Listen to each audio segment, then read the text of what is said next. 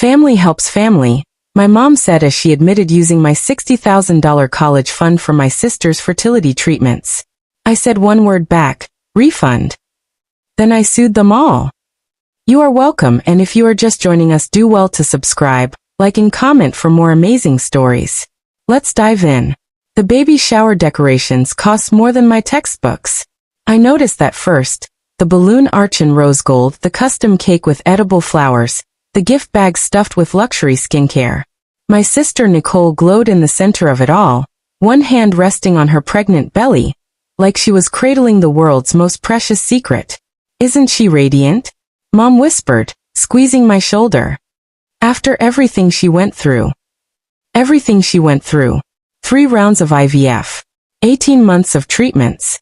A journey the whole family had rallied around while I worked closing shifts at Target and took night classes at community college. I smiled, nodded, held the punch bowl.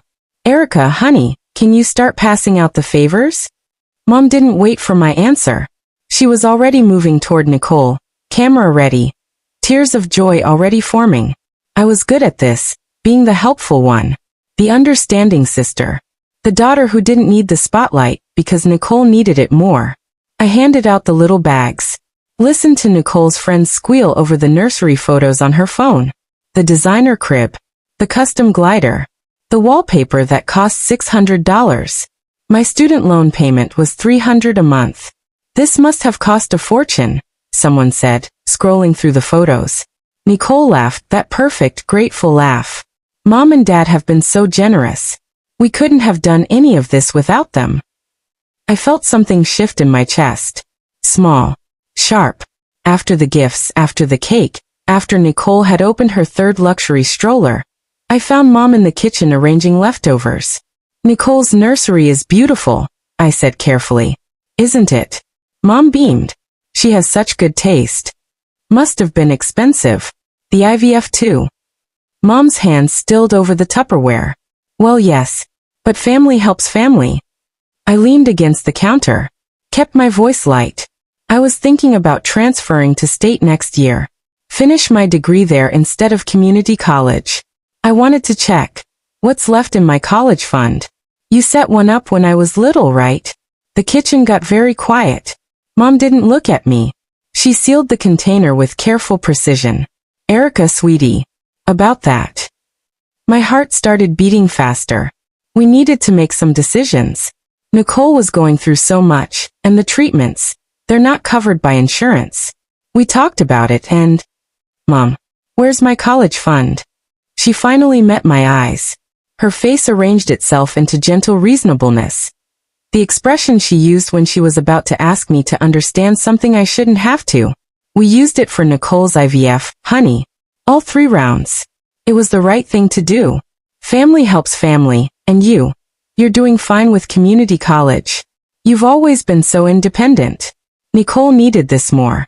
She's always dreamed of being a mother. The room tilted slightly. $60,000. That's what the fund had been. I remembered because Grandma used to tell me about it every birthday. For your future, sweet girl. For college. 3 rounds of IVF. $60,000. My future, injected into my sister's veins. I didn't yell. Didn't cry. I said one word. Refund. Mom laughed nervously. Honey, it's gone. It's not money anymore. It's a baby. Your nephew. I picked up my purse. Erika, don't be dramatic. I walked out of my sister's house while Mom was still talking. Started my car. Drove away from the rose gold balloons and the custom cake, and the family that had decided my future was negotiable. I didn't go home. I went to the coffee shop near campus. Opened my laptop. And started searching. I sat in that coffee shop until they started stacking chairs on tables. My search history told its own story. Can parents legally take college fund? 529 plan unauthorized use. Is using someone's college fund theft? How to sue family member. Every article I opened made my hands shake harder. The barista asked if I was okay. I said yes. I was lying. I drove to my parents' house at 10 p.m. Mom's car was in the driveway. The living room lights were on. I used my key. Walked in without knocking. Mom was on the couch, watching TV. She jumped when she saw me. Erika, you scared me. I thought you'd gone home. Where are the fund documents? What? My college fund. The paperwork. Where is it? She set down her wine glass. Sweetie, it's late. Can we talk about this tomorrow when you're calmer? I am calm. My voice sounded like someone else's. Flat. Cold. Where are the documents? Your father handles that stuff. Dad's in Phoenix for work. You're the one who managed my accounts growing up. Where are they? She stood up, trying to shift into Mother Knows Best mode. Erika, I understand you're upset, but you need to see the bigger picture. Nicole was desperate. 3 failed rounds before this one worked. She was falling apart. We had to help her. With my money. It's family money. It had my name on it. Grandma contributed. Her parents contributed. It was for me. Mom's face hardened slightly, and we made a decision to reallocate it where it was needed most. You're managing fine. You have loans, you have financial aid. I have $40,000 in debt. My voice cracked. I work 30 hours a week on top of classes. I couldn't afford the chemistry textbook last semester, so I shared with someone and got a B instead of an A because I couldn't study properly. I eat ramen 4 nights a week. I haven't been to a dentist in 3 years. You're being dramatic. Nicole posted pictures of her baby moon in Napa last month. Silence. Her nursery has a chandelier, Mom. A chandelier. I study under a desk lamp I got at Goodwill. Mom sat back down. We gave her the IVF money. The other things, that's her and Mark's money. Mark got laid off 8 months ago. I watched her face. Watched the truth she didn't want to say settle behind her eyes. You're still giving them money. They're about to have a baby. On my dime. The yell surprised both of us. Mom's wine glass trembled in her hand. It wasn't just your money. We contributed too. Then give me back your contributions. With interest. Erika, that's not how family works. You're right. I pulled out my phone. Started typing. That's not how family works. But theft? Fraud.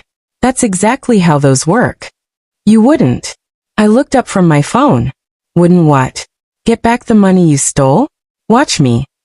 We didn't steal anything. We made a parenting decision.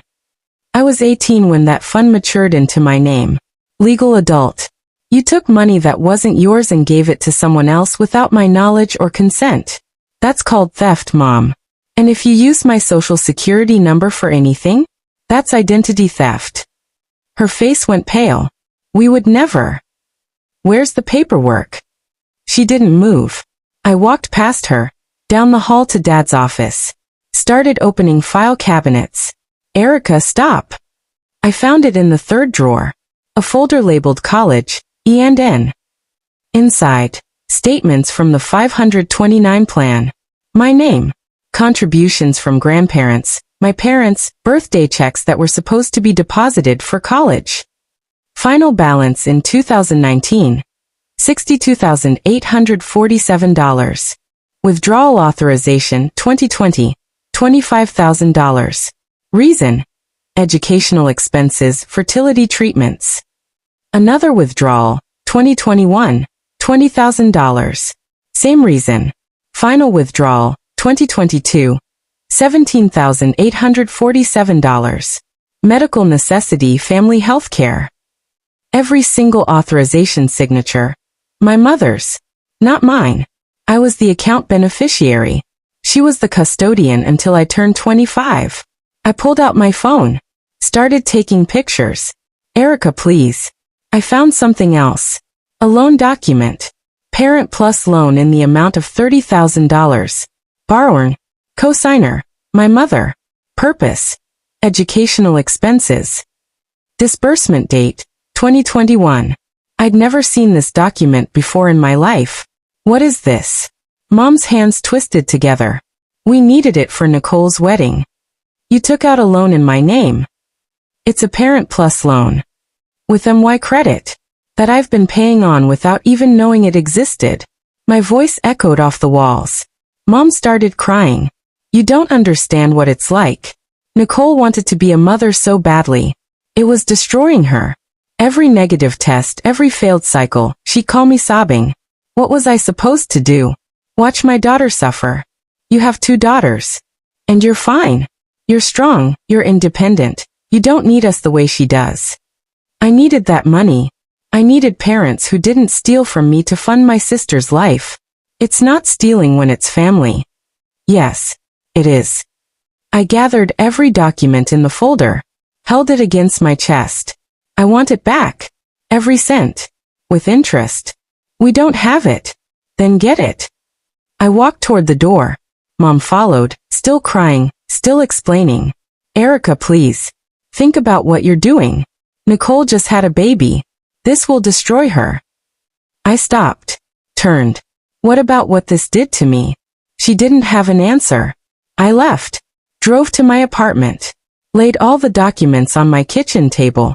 And called the one person I knew would understand. Grandma picked up on the second ring. Erika? It's almost midnight. Grandma, did you know they used my college fund for Nicole's IVF? Long silence. Then, they told me what? Was revenge worth it? Comment Mhilo? Grandma didn't sleep that night. Neither did I. We stayed on the phone until 3 a.m. while I read her every document, every withdrawal, every forged authorization. I put $15,000 into that fund, Grandma said, her voice shaking. Your grandfather put in 10 before he died. We were told it was untouchable until you graduated. They lied. They stole from both of us. A long pause. What do you need? A lawyer. I'll pay for it. Every cent. Grandma. They used my money to fund this theft. I'm not asking, Erika. I'm telling you. We're getting it back. After we hung up, I couldn't sleep. I made coffee at 4 a.m. Opened my laptop. Started building a timeline. Every withdrawal matched something in Nicole's life. First IVF round. Spring 2020. Second, fall 2020. Third, winter 2021. The loan they took in my name. April 2021, 2 months before Nicole's wedding. They'd planned this. Systematically drained my future to fund hers. I found my credit report. The Parent Plus loan had tanked my score. I'd been rejected for an apartment last year because of debt I didn't know I had. I made a spreadsheet. Every dollar taken. Every dollar I'd spent on interest for loans I wouldn't have needed. Every opportunity I'd lost because I was broke, while they were secretly financing Nicole's dream life. Total damage, $94,000. At 6 a.m., I drove to my childhood home. Let myself in. Went to my old bedroom. They'd turned it into a guest room. My trophies gone. My posters painted over. My desk replaced with a decorative bench. I opened the closet. Found boxes labeled Erika Miscellaneous. Inside, report cards. All A's. Scholarship rejection letters. We regret to inform you, limited funding, unfortunately. I wouldn't have needed those scholarships if they hadn't stolen from me. I found birthday cards from Grandma, every one with a check. For your college fund, sweet girl. Those checks had paid for Nicole's baby. I took pictures of everything. My phone buzzed. Mom. Can we please talk like adults? I didn't respond. Another text. Nicole. Mom told me you're being unreasonable. I'm a new mother, Erika. How can you stress me out like this? I blocked her number. Dad called. I let it go to voicemail. Kiddo, your mom's upset. Let's not blow this out of proportion. We can figure out a payment plan or something. Call me back. A payment plan. For money they stole. I went to the bank at 9 a.m. when they opened. Asked for records of every transaction from the 529 plan. The banker's face changed as she read through the withdrawals. Ma'am, were you aware these funds were disbursed? No. But your signature isn't mine. She printed everything. Highlighted the authorization signatures. You might want to speak to a lawyer. Already have one. I called Grandma's lawyer. Explained everything. He listened without interrupting. This is textbook financial abuse, he said. Fraud. Possibly identity theft with the loan. How do you want to proceed? I looked at the stack of papers on my passenger seat. Thought about Nicole's chandelier. Mom's excuses. Dad's, let's not blow this out of proportion. Thought about every night shift. Every ramen dinner. Every time I said, I can't afford it, while they handed my money to someone else. I want every cent back. And I want them to admit what they did. That's going to get ugly. Good, I said. When do we start? I checked the time. Nicole's newborn photos were scheduled for today. The whole family would be there. Now, I showed up to Nicole's newborn photo session like nothing had happened. Brought a gift. Smiled. Complimented the baby. Nicole eyed me suspiciously. I thought you were mad. I was processing, I said. Can we talk after? Just us. Relief flooded her face. Of course. I knew you'd come around. Come around. Like theft was a difference of opinion. The photographer posed the family. Mom, Dad, Nicole, Mark, the baby. They called me in for sibling shots. I stood next to Nicole. Smiled for the camera. Beautiful family, the photographer said. After the session, I asked Nicole to walk with me. Just around the block. Sister time, I said. Mom looked nervous but didn't object. We walked in silence for a minute. The baby slept in Nicole's arms. How much did IVF cost? I asked casually. Why? Just curious. Everyone says it's so expensive. She relaxed slightly. About 60,000. 3 rounds. Insurance covered nothing. That's rough. How do you afford it? Mom and Dad helped. She kissed the baby's head. I'm so grateful. I don't know what we would have done without them. Where'd they get the money? Her step faltered. What? $60,000. That's a lot. Dad's retired. Mom works part-time. Where'd they get it? I don't know. They said they had savings. Did they tell you it was my college fund? She stopped walking. Did they tell you? I repeated slowly. That the money they gave you for IVF was mine? Erika. Yes or no, Nicole? Her face did something complicated. Guilt. Defensiveness. Calculated innocence. Mom said it was family money. That's not what I asked. Silence. You knew. It's not that simple. You knew it was my college fund and you took it anyway. You were doing fine. Community college isn't the end of the world. I'm 40,000 in debt. And I was childless. Her voice rose. The baby stirred. Do you know what that's like? Watching everyone else get pregnant while your body fails you over and over? I needed this, Erika. You just wanted it. I stared at my sister. At the person I'd shared a childhood with. Protected. Defended. You think your pain erases mine? I think some things matter more than a degree. There it was. The truth under all the excuses. I wasn't worth the investment. Her dream mattered more than my future. How much do you know? I asked quietly. About what? The loan. The one they took out in my name for your wedding. Her face went white. You knew about that too. Mark and I were going to pay it back. When? After you bought the house? The new car? The designer nursery? You're being cruel. I'm being honest. Maybe for the first time in this family. I turned and walked back toward the house. Nicole called after me. What are you going to do? I didn't answer. Inside, Mom was cleaning up. She saw my face. What happened? Nicole confirmed everything. Erika, please. Family meeting. Tonight. Everyone here. 7 p.m. We can't just. 7 p.m., Mom. Or my lawyer sends the demand letter tomorrow. Dad's voice from the doorway. Lawyer? I looked at my father. The man who'd taught me to ride a bike. Who'd said he was proud of me. Who'd signed off on stealing my future. Did you think I wouldn't find out? Or did you just think I wouldn't care? His silence was answer enough. 7 p.m. I repeated. I left them standing in Nicole's perfect living room. Drove to Grandma's house. It's time, I told her. She nodded. I'll be there. I spent the afternoon in Grandma's kitchen making copies. Bank statements. Withdrawal authorizations. The loan documents. Email printouts I'd requested from the financial institution, showing every transaction approval. All signed electronically using my mother's email, not mine. But then Grandma handed me something I hadn't seen. I found these last night, she said. In your grandfather's old files. Letters. Handwritten. From my mother to my grandparents. The first one was dated 2018. I was 16. Mom and Dad, thank you for contributing to the girls' funds. I have to be honest, I worry about Erika. She's not as focused as Nicole. Not as driven. Nicole has clear goals, marriage, family, stability. Erika's head is always in the clouds. I'm not sure a 4-year university is the right investment for her. Maybe technical school, or community college first to prove herself. My hands shook. Another letter. 2019. Nicole's struggling with infertility. It's destroying her. She's my daughter who needs me. Erika's always been fine on her own.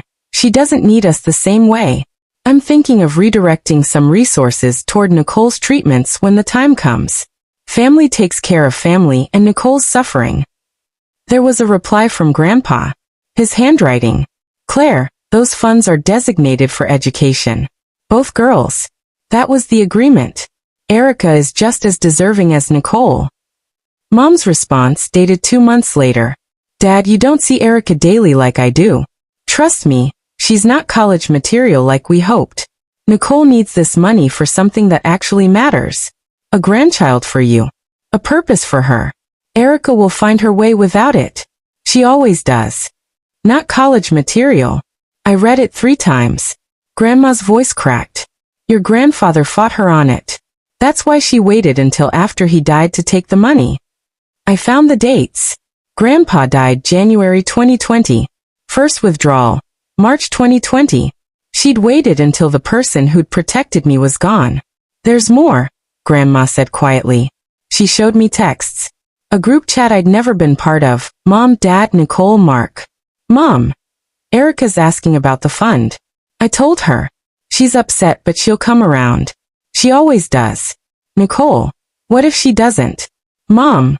Then we handle it. She won't actually do anything. She's not confrontational. Dad. Maybe we should offer her something. A few thousand to smooth it over. Nicole. She doesn't need much anyway. She's used to being broke. Mark. Let's just wait it out. She'll forgive you eventually. Family always does. Mom. Exactly. This will blow over. The text chain continued through yesterday. Nicole, she's acting weird. Asking questions about costs. Mom, stay calm. Don't admit anything specific. Dad. Should we lawyer up? Mom, for what? She has no proof we did anything wrong. It was a family decision. I looked up at Grandma. They think I'm bluffing. Are you? I thought about Nicole's words. You just wanted it. I needed it. Thought about Mom's letters. Not college material. Thought about the group chat. She's used to being broke. No, I said. I'm not bluffing. Grandma squeezed my hand. Your grandfather would be proud. At 6:45 p.m., I arrived at my parents' house. Grandma came with me. So did her lawyer. Mom opened the door. Saw the lawyer. Her face drained. Erika, what is this? The meeting you agreed to. We walked inside. Dad sat on the couch, arms crossed. Nicole and Mark were there too, the baby in a carrier. Nicole glared at me. You brought a lawyer to family time? You brought my money to your IVF appointments. We're even. I set my folder on the coffee table. Started laying out documents. Here's what I know, I began. You took $62,000 from my college fund without my knowledge or consent. You forged authorization signatures. You took out a $30,000 loan in my name, also without consent. Total theft, $92,000 plus interest, plus the cost of opportunities one lost because you made me believe I was broke. We didn't steal. Mom started. I held up the letters to Grandma. You told my grandparents I wasn't college material.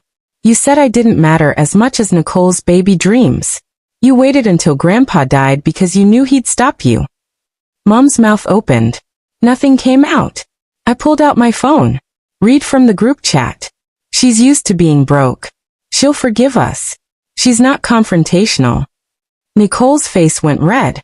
You didn't just take my money, I said. You erased me. Made me small. Rewrote me into someone who didn't deserve investment, so you could justify giving everything to her. Dad finally spoke. We gave you life. And then you stole my future. Those aren't equal. I nodded to the lawyer. He slid papers across the table. You have 72 hours to respond. The lawsuit threat changed everything. Within 24 hours, my phone exploded. Texts from aunts I hadn't spoken to in years. Cousins. Family friends. Everyone with an opinion on the situation. Aunt Linda. Family doesn't sue family. What would your grandfather think? Cousin Josh, dude, that's harsh. It's just money. Family friend Carol. I'm praying for your heart to soften. I blocked most of them. But one message was different. Unknown number. This is Vanessa. Nicole's college roommate. Can we talk? I remembered Vanessa. Quiet girl. Art major. Disappeared from Nicole's life after graduation. I called her. I heard through the grapevine what's happening, Vanessa said. And I need you to know something. Nicole did this to me too. My blood went cold. What? Senior year. We were supposed to move to Portland together after graduation. Start our lives. I had money saved, about $8,000. Kept it in cash in our apartment, because I didn't trust banks. She laughed bitterly. Stupid, right? What happened? It disappeared. 2 months before graduation. Nicole said she didn't know anything about it. But suddenly she had money for a new laptop, spring break, her senior formal dress. I couldn't prove it, so I dropped it. Moved home instead of Portland. Always wondered what my life would have been if I'd had that money. I closed my eyes. I'm so sorry. Don't be sorry. Be angry. She's a thief, Erika. Your mom enables her, and your dad looks the other way. They've probably been doing this to people for years. After we hung up, I got another call. Erika? This is your Uncle Tom. Your dad's brother. I barely knew him. He'd been estranged from Dad for a decade. I heard what's happening, he said.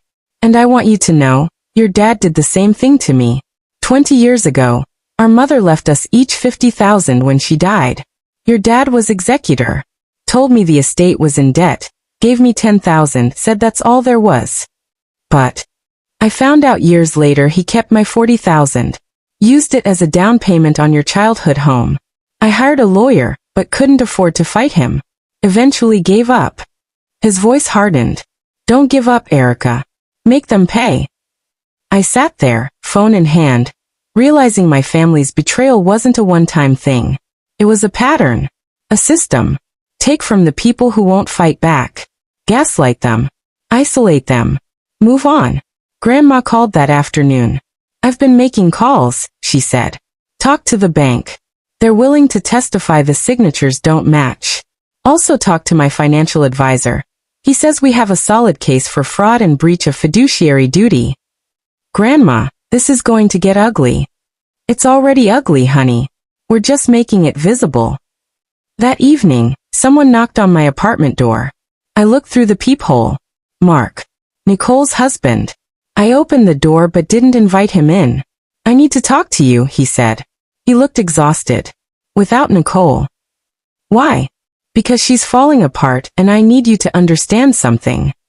He ran a hand through his hair. I didn't know about the college fund. Not until 2 days ago when you confronted her. She told me your parents had savings. That they were helping us out of love. And you believed that? I wanted to. He met my eyes. I wanted a baby so badly I didn't ask questions I should have asked. But the loan, the wedding loan, I knew about that one. My jaw tightened. Nicole told me it was your idea. That you offered to help because you couldn't afford a good wedding gift. I signed the thank you card. His voice cracked. I'm so sorry. I should have questioned it. Why are you telling me this? Because Nicole's talking about declaring bankruptcy to avoid paying you back. Your mom's encouraging her. Says you'll drop it if it hurts Nicole's credit. He shook his head. But that baby in there deserves better than parents who steal and lie. I can't stop Nicole, but I can testify. Tell the truth about what I know. I stared at him. Why would you do that? Because I'm trying to be the kind of father that kid deserves. And that starts with honesty, even when it costs me. He handed me a folder. Bank statements. Text messages between Nicole and your mom planning how to handle you. Proof that Nicole knew the whole time. I took the folder. Thank you, I whispered. Don't thank me. Just win. After he left, I opened the folder and found the ammunition I needed to end this. The evidence Mark gave me was damning. Text after text between Nicole and Mom, planning my life around me like I was a problem to manage, not a person they'd wronged. Nicole, what if she actually sues? Mom, she won't. And if she tries, we'll make her look like the villain. Suing her sister who just had a baby? Public opinion will destroy her. Nicole, we could say she's jealous. Always has been. Mom, exactly. She's bitter about not having what you have. They had a strategy. Paint me as jealous, bitter, vindictive. Make my theft into their victimhood. And the worst part? It was working. Social media lit up after someone leaked the story. Probably Mom. Imagine suing your sister over money while she's holding a newborn. Some people can't stand to see others happy. Family is supposed to forgive. This is disgusting. I watched my name get dragged. Watched strangers who knew nothing call me heartless, cruel, jealous. My lawyer called. Erika, this public pressure, how are you holding up? Fine, I lied. Because we can issue a statement. Set the record straight. No. Let them think what they want. But I wasn't fine. I lay awake that night thinking about Nicole's baby. An innocent kid born into wealth stolen from his aunt. Was I punishing a child for his mother's sins? I thought about family holidays, birthdays, graduations. If I did this, really did this, those were gone forever. No reconciliation. No future where we laughed about this over wine. Just legal documents and wire transfers and permanent damage. My phone buzzed. Nicole calling. Against my better judgment, I answered. Erika. Her voice was small. Broken. Please. I'm begging you. Silence. I'm sorry, okay? I'm so sorry. I was desperate and selfish and I know I hurt you. But please don't do this. My son, your nephew, he deserves stability. Mark might leave me if this gets worse. I could lose everything. Something in me wavered. Please, she whispered. I'll pay you back. Slowly. I promise. Just drop the lawsuit.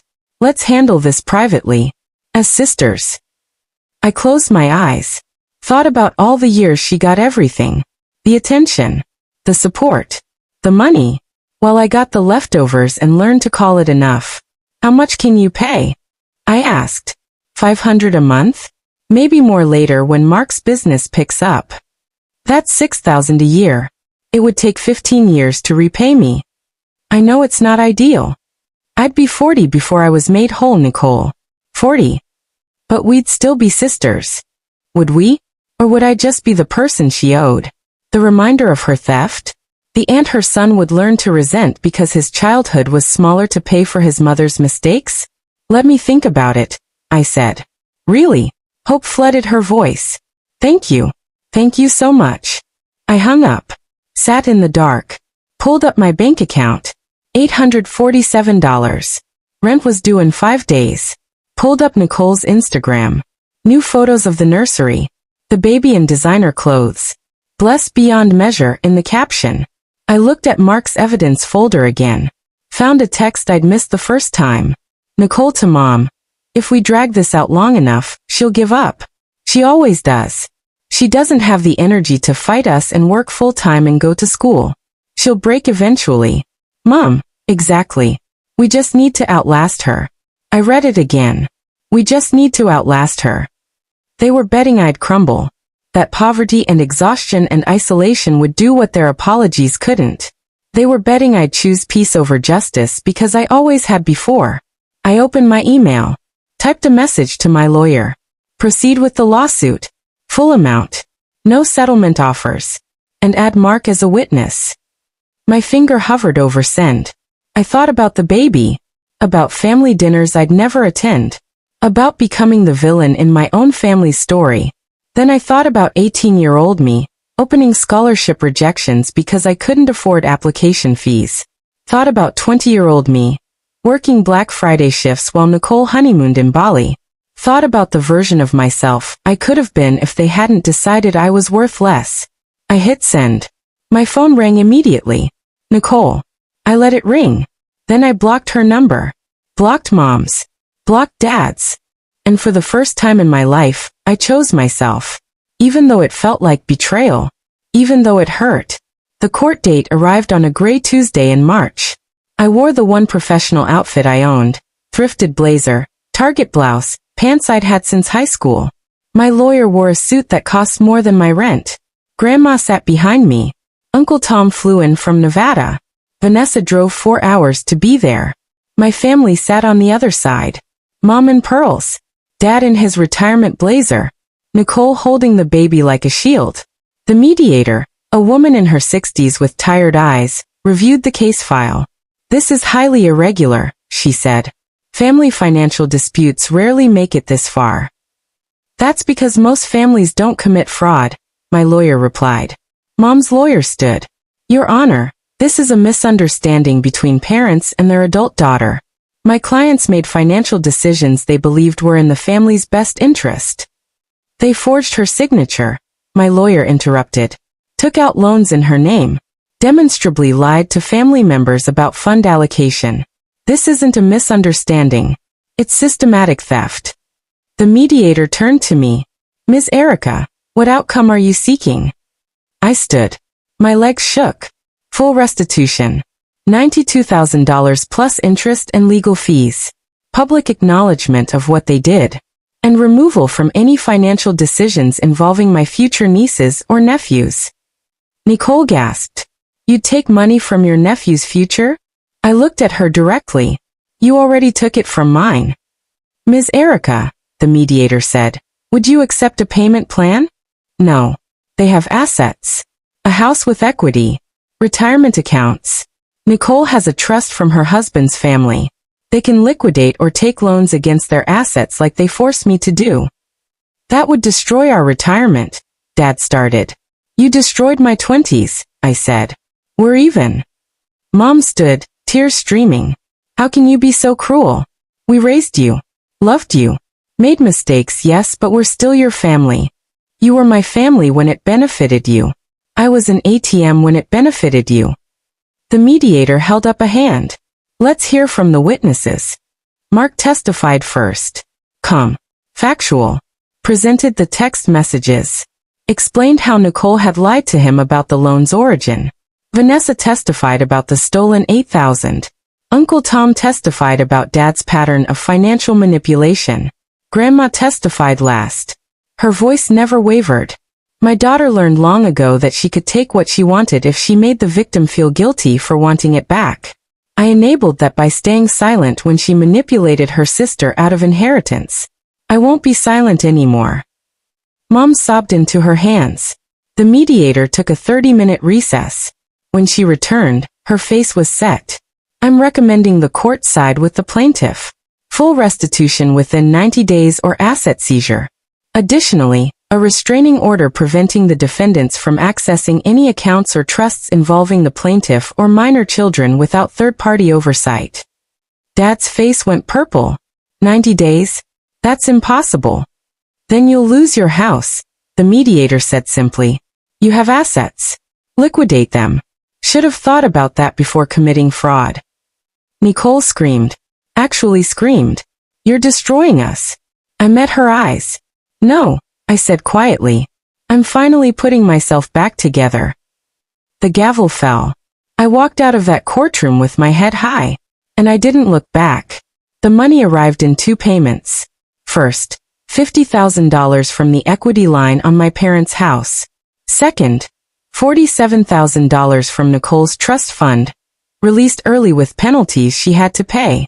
I stared at my bank account. 6 figures. For the first time in my life, I wasn't drowning. I paid off every loan, every credit card, every debt they'd buried me under. Then I enrolled at State. Full-time. The school I should have attended 6 years ago. Rented a studio apartment near campus. Nothing fancy, but it had good light and space for a real desk. I bought new textbooks instead of used ones. Didn't share. Didn't ration. I quit my retail job. focused on school for the first time in my adult life. It felt like breathing after years underwater. Mom tried to reach out after 2 months. A letter handwritten. Erika, I hope you're happy now. Your father and I are struggling. Nicole's marriage is falling apart. Your nephew will grow up knowing his aunt chose money over family. I pray you find peace with what you've done. I read it once. Threw it away. Didn't respond. Nicole sent an email 6 months later. Mark left. He said he can't trust me anymore. I'm a single mom now because of you. I hope you're proud. I wanted to feel guilty. I didn't. Mark left because she was a liar, not because I told the truth. Dad called on my birthday. I let it go to voicemail. Kiddo, I know things are bad between us. But you're still my daughter. I miss you. Call me back. I deleted it. He wasn't my father when I needed textbooks. When I worked doubles. When I ate ramen and skipped meals so I could afford gas. He was my father when it was convenient. That wasn't enough anymore. Grandma took me to dinner the night before my first day of classes. How do you feel? She asked. Free, I said. And guilty for feeling free. That's the cost of choosing yourself in a family that needed you small. She squeezed my hand. Your grandfather would have been so proud. Would he? He fought for you when no one else did. You're finishing what he started. I graduated 2 years later. Honors. Full scholarship for my final year, because my GPA finally reflected my actual ability, not my exhaustion. I got a job in my field. Good pay. Benefits. A 401k I controlled. Bought a small house. 1 bedroom. Just mine. On move-in day, I hung a photo of Grandpa in the living room. Next to it, the first tuition receipt with my name on it. Proof I'd made it. Not despite them.